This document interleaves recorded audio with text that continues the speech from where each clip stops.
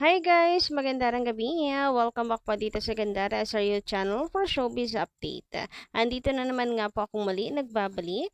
Ang nagmamaganda ninyo kachismosang Kimpaw, wala na pong iba si Gandara upang magatid sa inyo ng latest update and fresh happenings patungkol kay Kim Chu and Paolo Avellino. And para nga po, sa gabing ito, ang tatalakayin natin at pag-uusapan ay ang pagkamaladragona ni Kim Chu. Abay, nakita ko rin nga. Napakasimple lang palang maano ni Kim. Simple lang pala siya. Pero, ewan ko kung napansin nyo rin yan, pero nagmaladragona nga itong si Kimi. So, pag-usapan nga natin yan. Halatang halata rin naman talaga na halata ko rin kay Kim na oy, updated. Na talaga nga pinapanood si Pao. Mukhang may nalalaman at may mukhang talagang na matutulog sa outside di Colombo. Pero hindi, magkakaayos yung dalawang yan. Natural lang naman yon. Kung hindi ka nagsiselos, ibig sabihin, wala kang nararamdamang pagmamahal. Ganun lang yun. Pero maliliit na bagay lang naman yan. Easy to fix, just communication and konting lambing. But anyway, ayun nga. Actually, nakyutan pa nga ako dito sa pagkadragona na yan ni Kimi. But before that, sa mga hindi pa po nakasubscribe dito sa ating channel, maaari lamang na pindutin po ninyo ang subscribe button at notification bell na nandiyan sa baba para mag-updated po kayo at ma-notify tuwing may bago tayong chika at malita hinggil sa Kimpao. Basta mga balita may kinalaman po, kina Kim Chiu and Paolo Avellino, sagot na po natin yan. So, magbasa nga muna tayo ng comment. Grabe talaga, active na active yung mga fans, basher, yung mga mahihinang nilala. Active na active dahil nga dun sa pagkiss ni Paolo Avellino, parang na-distract bigla si Pao. Sabi nga dito ni Madam Amboy, tama ba ako Madam? Madam or Sir? Ha ha ha! Daming mahihinang nilalang dito. Wala na sa lugar magkomento. Ay, ibig sabihin niya sa mahinang nilalang, correct me if I'm wrong din, but sa interpretasyon ko, yung mga taong, ang bilis bang, ang hina ng kapit, ganyan, ang bilis na, ay, si Paulo, may gusto na agad na iba. May mga ganyan agad. Ay, si Paulo, di seryoso kay Kim. Yung mga ganyan, mahihinang nila lang nga. Ayan, yung iba, wala na daw talaga sa lugar magkomento yung kanilang mga comments. So, I think dahil lang nilalaman kasi ng pantasya. So, ako rin naman, nagpapantasya, di ba? Pero hindi naman yung nilalamon na talaga to the point na nagiging close-minded na. Malawak pa rin naman kahit paano yung utak ko po. Hindi pa, hindi pa nagiging close-minded. Pero yung iba kasi talaga nilalamon na like, selfish na, they want to control everything, etc., etc., etc. Kunti na lang ikahon at gawing robot sila Kim and Paolo. Lahat na kung anong gusto nila mangyari, yun lang ang dapat. Which is mali na siya kasi ang toxic na nun. Alam niyo yung unhealthy. Yeah, hindi lahat ng pagmamahal maganda. Minsan, nagiging unhealthy na. Ganito lang kasi yan dapat mas mangibabaw yung pagmamahal natin sa dalawa, hindi yung pagmamahal, I mean, hindi yung sarili natin mas lamang dahil we want to control them. Dahil kung totoong mahal natin sila, hindi natin gagawin yan, di ba? Kasi nung naging nangyayari, puro self na lang Self, gusto ko ganito, ganyan. Ay, sino ka yan, girl? Sinasahuran mo yung dalawa. Charot lang. So, mahinang nila lang. I hope guys, everyone is maging lang, chill. Chill lang, ayos lang, kapit lang, wag ma-stress. Anyway, sabi naman dito ni The Carefree Explorer, shout out po sa inyo. Wag na tayo ma-disappoint. Sabi nga nila, tandem and friends lang. Based on their interviews, consistent sila na they are friends. Maging happy na lang tayo doon and mapapansin mo sa lahat ng special occasions ni Kim, never na nag-attend si Paolo. Doon pa lang may hint na tayo ng real score between them. Kung mag-progress man sa romantic level, hindi natin alam. I pray and hope for Kim to find, saan na ngayon? Yung binabasa ko. I pray and hope for Kim to find the best man for her. Someone who will love her unconditionally. She deserves the best.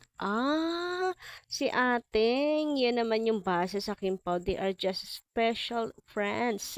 Kasi nga, special occasions daw. Like ano po, yung birthday ni Kim, ano pa ba? Yung pinagtatalunan natin na walang Paolo. Anong New Year? Chinese New Year. Ano pa?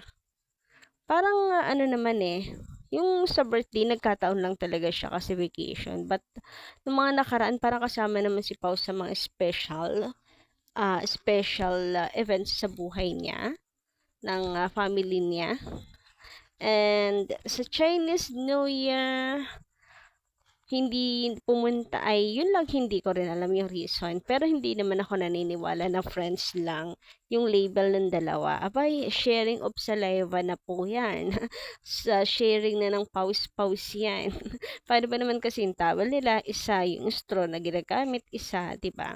Pero may kanya-kanya pa rin pala talaga tayong opinion. Pero ang mahalaga naman dito ay nagmi-meet tayo sa isang intersection, which is to support and love Kim Pao. Ano man yung paniniwala natin sa kanilang, di ba? Sa kanilang dalawa, right? Ito naman, sabi ni Madam Horizon Nickman, tama ba ako? Ang hirap lagi niyo kung pinapahirapan sa username niyo. Anyway, kilala mo naman siguro yung sarili mo, then shout out po sa inyo. Ang sabi niya dito, totoo naman, totoo yan, na high blood ako kagabi, but naalala ko walang relasyon sila Kim and Paolo, kaya nga hindi umaamin. Malakas lang talaga chemistry ng Kim Pao, but hindi ko makakalimutan yung bilog at malaking kokomelo ng babae, kaya kinilig si Paolo at kinilig din yung girl. Iba naman yung kilig sa natawa. Natawa talaga literally. So hindi ko naman binabasag yung ano nyo ha. I mean, paniniwala ninyo. Kanya-kanya nga tayo niyan. So, may mga nandito. Ayan. Ayoko namang ibig sabihin kick out dahil we are all Kim Pao fan here. Iba-iba lang talaga yung paniniwala. Like sila, friends lang ang Kim Pao, and we have to respect that. Guys, we have to respect that. Pwede nyo ilatag kung ano yung paniniwala nyo, but wag na po nating tawag doon, yung feelings, yung paniniwala ng iba. Anong tawag doon? Di ko ano yung term, makonstruct yung words ko, but yun, respect na lang. Pero ako, dun pa rin ako sa in a relationship ang Kim Pao. And at the end of the day, sabi ko nga, diba, nagmi-meet naman tayo. Isa lang naman yung reason kung bakit tayo nandito, to support and love Kim Pao. And dun tayo nagmi-meet. So, meaning, we are all Kim Pao fans pa din. Parang, sila yung mga queens na hinaraan ako kagabi. hello, ako nga pala ito, Charla. So, ayan, dumako naman tayo dito sa sinabi ni Kim Chung, napakalinaw. Hi! Ako nga pala ito. Hindi natin nanuloy ni Kim Chung. Ay, natandaan ko na yung word. Wag nating i-invalidate yung nararamdaman ng iba. Grabe, tagal kong pinag-isipan. Loading. Anyway, ito na nga. Sinabi ni Kimi na, hi, ako nga pala ito. Hindi na tinuloy nasa sense nyo ba? Yung tense, may tense dun yung pagkadragona ni Kimi. Alam niya yung pinuputakte si Paolo Avellino. Yan yung ginawa ni Pao. Na-distract nga siya sa kokomelo ni ate. Mukha updated si Kim Chu. Sinusubaybayan ganap ni Pao. Kaya may pag-ano siya doon sa girl. Na, hi, ako nga pala ito. Konti na lang sabihin, ang jowa ng hinaharot mo. Charot! So, ayun. Ang kita na ako sa pagkadragona ni Kimi. Alam mo yung simple lang. But, Hoy, ramdam ko yung tense. Ramdam na ramdam ko talaga. Dinadaan lang sa biro ni Kim Cho. Of course, they have to be professional at the same time. Dinadaan niya sa biro pero may malalim yun. Ibig sabihin. Kayo ba, na-sense niyo yun? Si Pau nga, mukhang na-sense eh. Naramdaman ko yung kaba ni Paolo Avellino. Daig pa yung pinagpawisan talagang bongga pagkasabi na yun. Alam niya eh. Alam niya na ano si Kimi. Medyo off.